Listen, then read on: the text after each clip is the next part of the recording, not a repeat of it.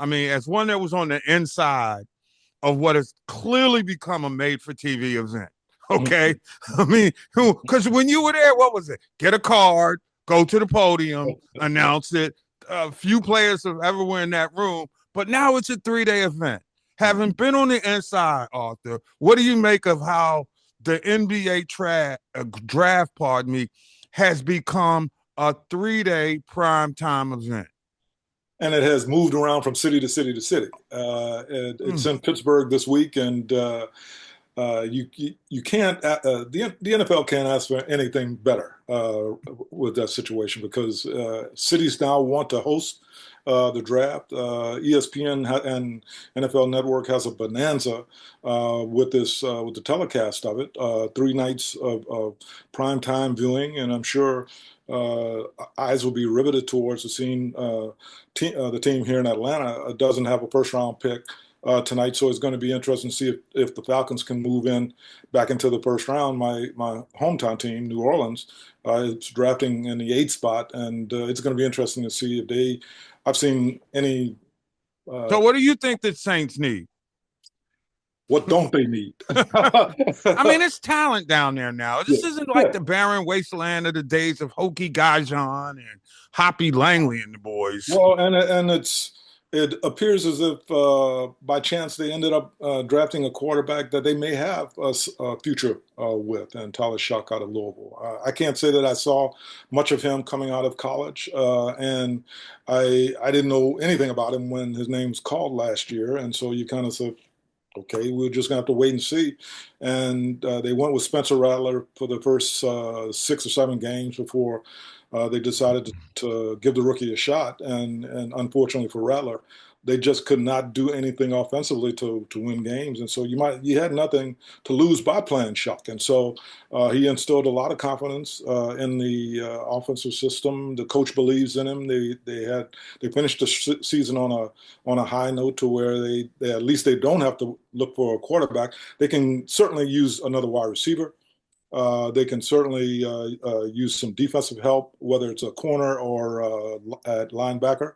And the uncertainty with Cameron Jordan's future down there leaves you to wonder if they're going to maybe bring in a frontline guy somewhere along the draft as well. So, but as you are familiar with, having lived there for a number of years and me being here since '89, as we know, the NFC South, it's anybody's ball game. It is. And if you get to be a really good team over a stretch, you can run off 4 or 5 division championships. Now, Tampa Bay had that role for the last 4 out of 5 years until they let it slip away this past year, and Carolina ended up winning the division. We'll see how if they're able to maintain that, or if Atlanta or New Orleans or Tampa can overtake them for division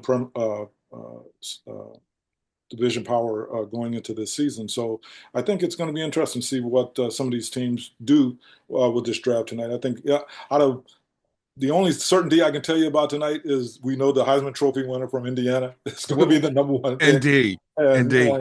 And everything after that is the greatest domino effect that I think we've ever seen, because it is a loaded draft, right? I think it would be a lot of positions. There's a lot of depth. Maybe not at the quarterback position that everybody is projecting for next season, but there are studs on both sides of the football that can come in and make immediate impacts around the league.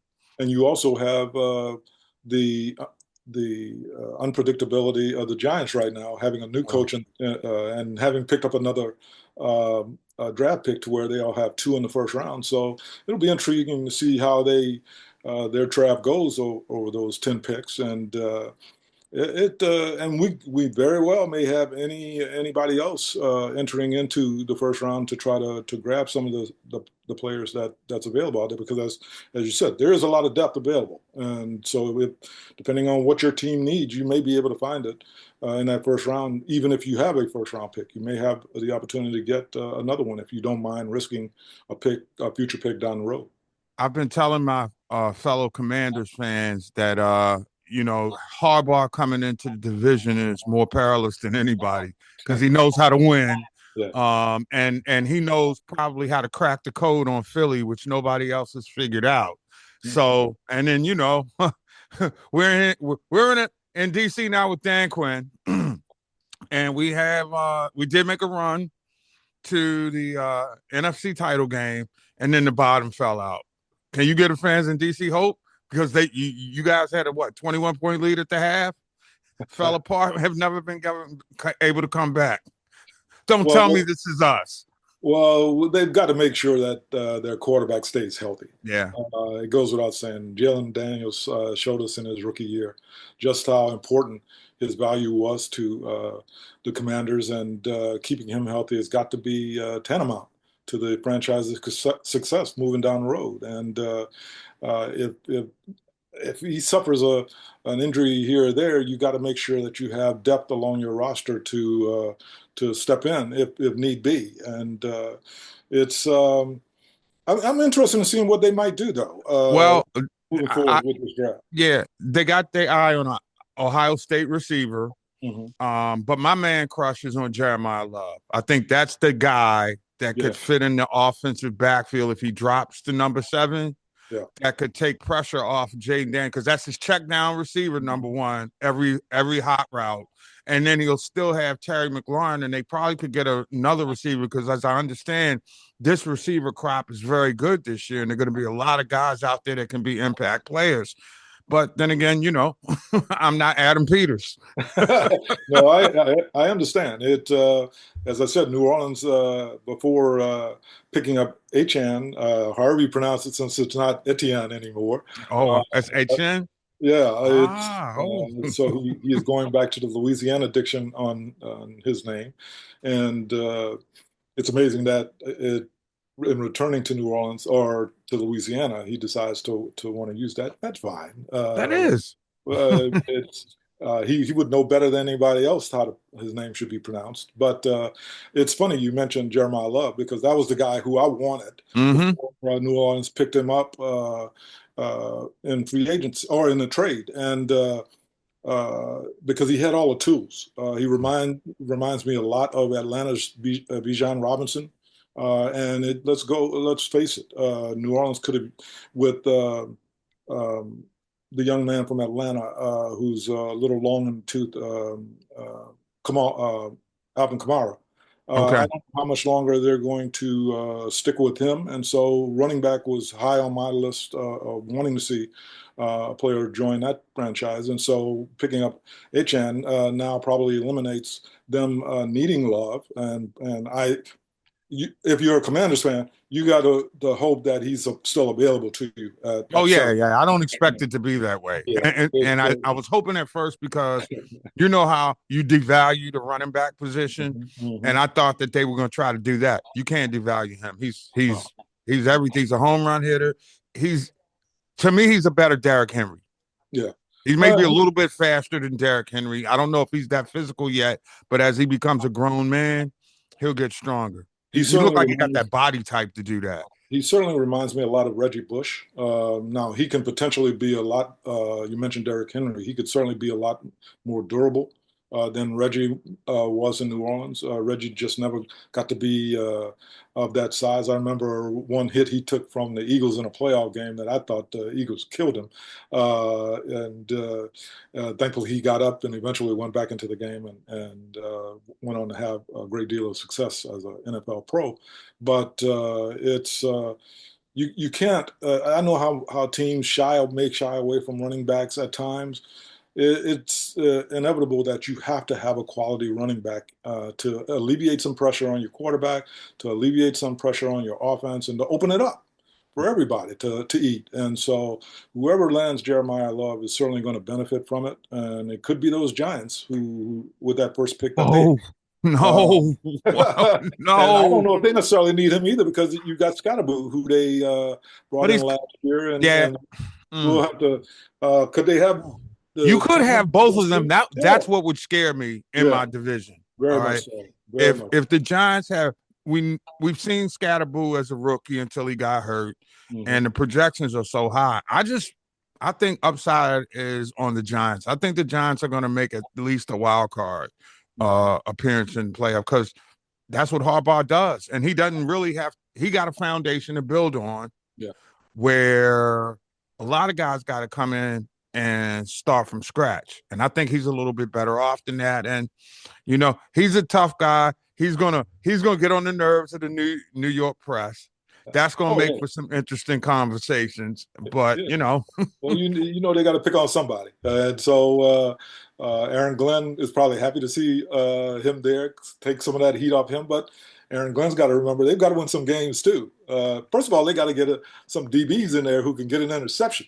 So uh, the that Jets, the Jets certainly have a long I way to feel go. so bad for my friends that are Jets fans. And one thing that I've learned about them, all Jets fans that I know have been willed down to be Jets fans. They get it from their parents. Mm-hmm. Nobody organically has become a Jets fan, remembering the days of Richard Todd and all that kind of stuff, right? Joe It's Willie, just yeah, yeah. yeah, and Joe Willie, right? It's Ken Snake Stabler. I mean, those guys aren't coming through the door, folks. They just don't make them like that. No, But they're not. They're not. so we can only hope. I only hope that I love Atlanta, so I hope that they finally get the draft pick right, and especially since you got a new war room with the likes of Matt Ryan in there and so on and so forth. I mean, are fans digging that? Oh, no question. Matty Ice was certainly the franchise's best player, if not one of the top five players on that roster over its history, and led them to the Super Bowl. Albeit we don't need to remember No, that no, no, particular game. and that wasn't Uh, his fault. no, it wasn't. It And was not. it with a new coach on the sidelines and a new GM and Ian Cunningham, they certainly have a lot of new faces on board. And I think what hurts them tonight is that unless they get back into the first round of the draft, not having that first round pick is going to bother them for a while, because the guy who they jumped back into the first round to pick last year is embroiled in a lot of trouble, off the field trouble right now. And I think I saw something a few hours Yeah, ago. I think I saw from Bowtie Sports Yeah, that the Chargers. I don't know if they were going to be could be dropped.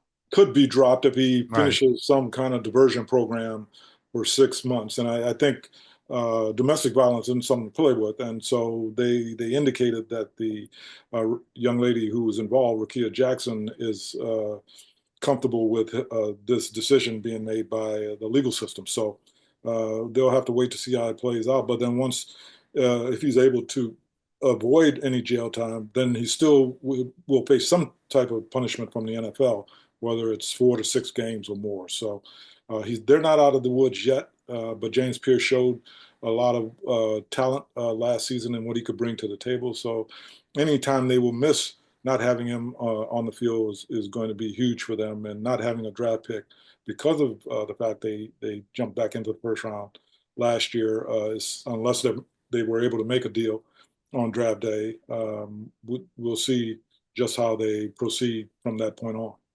It's going to be interesting because I think with all the hype that's around Atlanta, it's about time for Atlanta to have a consistent team because we want to come down there more for big games. I Well, mean, and it's been frustrating that they've been in the brand new building, the Mercedes-Benz Stadium, and they have yet to have some postseason play in that building. All of their postseason success or appearances came either Fulton County or the Georgia Dome, as you know. you're absolutely right. I never thought Uh, about that. they have yet to now. They went into last season thinking they had a playoff team, and they had control of the division for a little bit, but they just couldn't close it out down the stretch. And then their quarterback ended up getting hurt, and then he was put on the shelf for the rest of the season, and they had to go back to Kirk Cousins, and that didn't necessarily work out too well. Plus, they blew a lot of games with their special teams. It was amazing to me that they could not get the kicking game right at all last year, and so they finally got somebody in down the stretch that. Well, don't they have a great soccer team down there? Why can't they just have a two-sport Well, guy, a soccer kicker, uh, and it could be like Deion Sanders all over again? I don't know if you could call. I don't know if you could call the soccer team Atlanta United great anymore. They are struggling. I mean, they won a title within their first 2 years of existence, and since that point in time, The players have departed, coaches have moved on, and someone had a picture on Twitter from, I don't know if they played last night, but in the most recent home match, and I couldn't believe how many empty seats. Now I don't know when the photo was taken, at what point in time during the match it was taken, but I could not believe how many empty seats they had in the MBS for the match. Now, I don't know if I would say soccer has worn off here in Atlanta, because I don't think it has, and they are one of the cities to host several of the World Cup Right. matches this summer.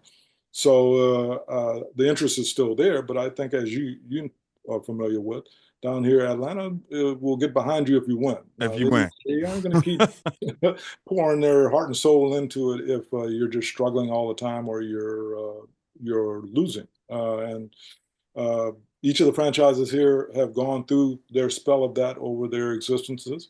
But they, as recently as a couple of years, 3 years ago, when the Braves won the title, that they certainly have the ability to come out and support you through thick and thin if you put a good product out to support, and you show some consistency in the win column. Well, you only need one good kicker who can uh, hit it from 60 yards out, right? And you will indeed make a mark. And that's what I'm saying. Bring some kickers over from the soccer team, just a random tryout. You could do the Falcons kicker combine.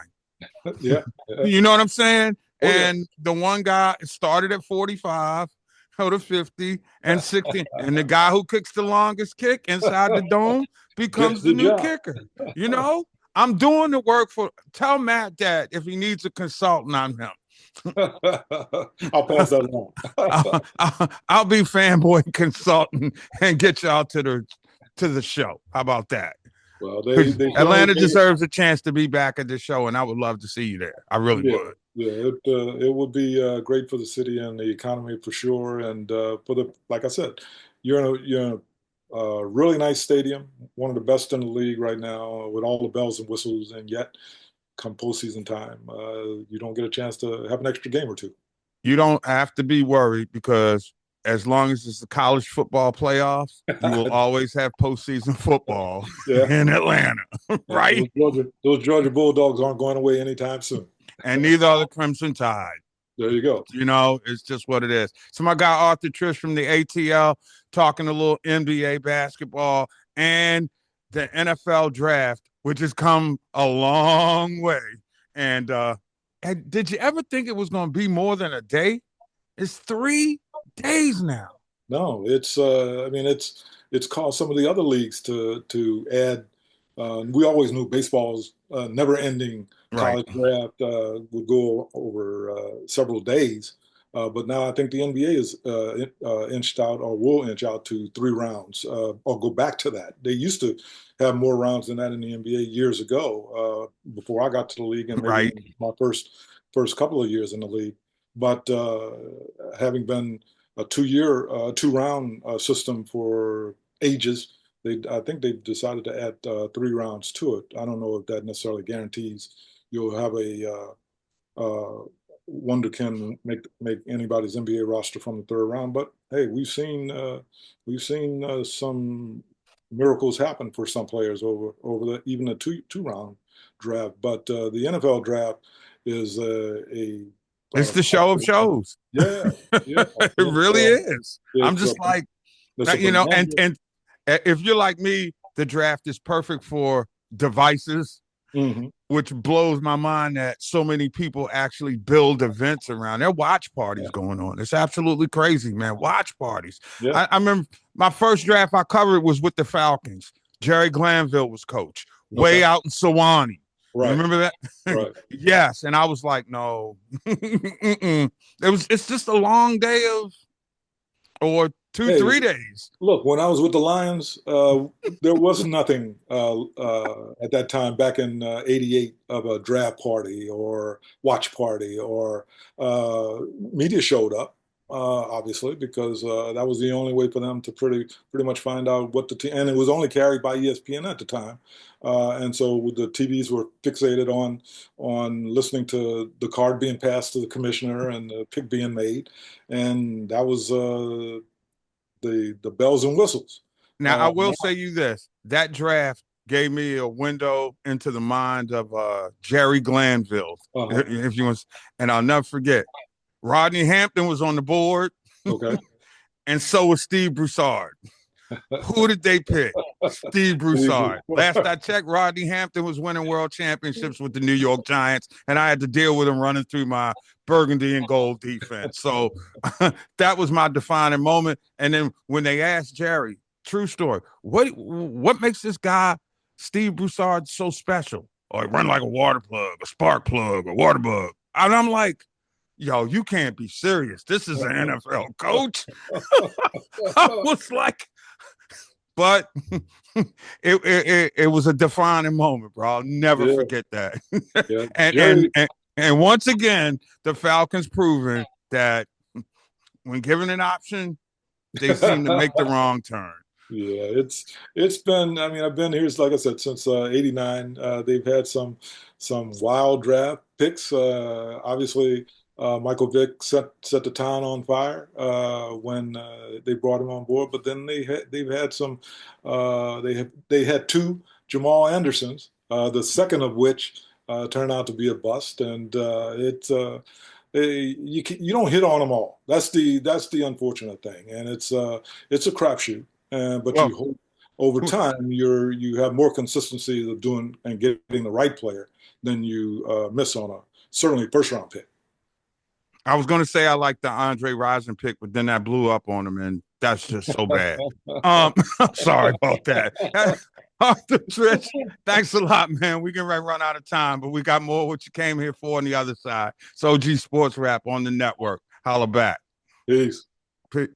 Hey, I'm getting ready to cut off, but I will talk to you next week. Most definitely.